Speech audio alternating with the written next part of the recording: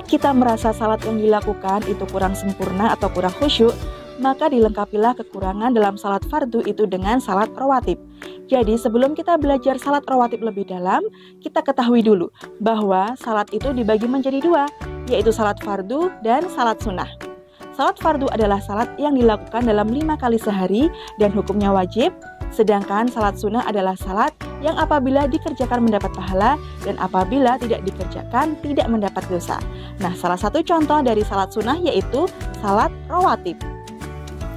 Salat sunnah rawatib adalah salat sunnah yang mengiringi salat fardu atau menyempurnakan salat fardu.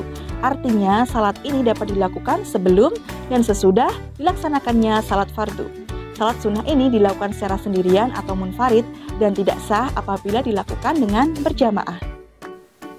Hukum melaksanakan salat sunnah rawatib ini adalah sunnah. Artinya, jika dikerjakan maka akan mendapat pahala dan jika tidak dikerjakan maka tidak berdosa.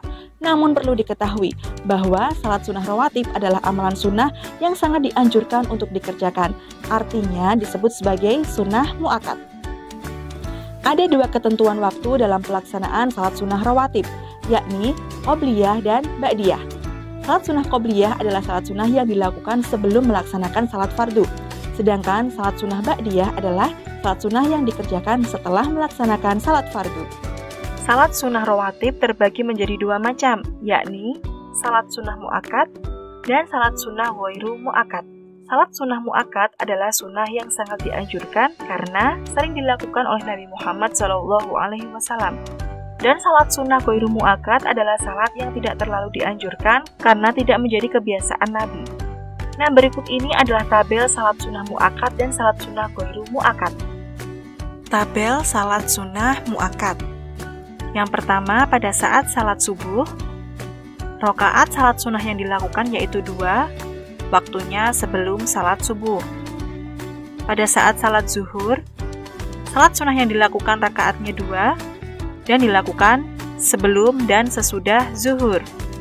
Lalu pada saat salat maghrib, rakaat salat sunnah yang dilakukan yaitu 2, waktunya sesudah salat maghrib. Dan yang terakhir yaitu salat isya, rakaat yang dilakukan pada saat salat sunnah yaitu 2, waktunya sesudah salat isya.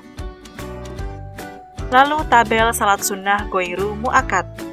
Pada saat salat zuhur, rakaat salat sunnah yang dilakukan yaitu 4, waktunya sebelum dan sesudah salat zuhur.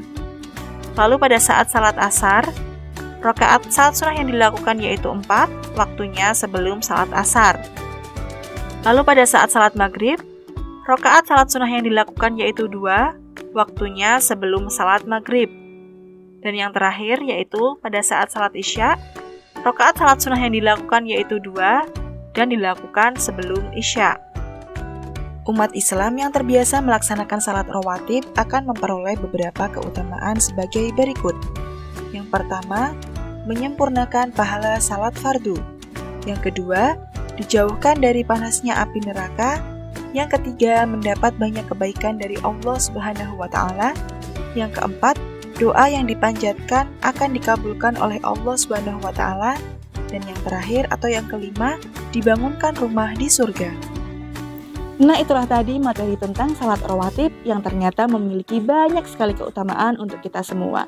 Yuk mulai sekarang kita terapkan salat rawatib yang dapat dilaksanakan sebelum dan sesudah salat fardu agar menambah pahala untuk kita semuanya.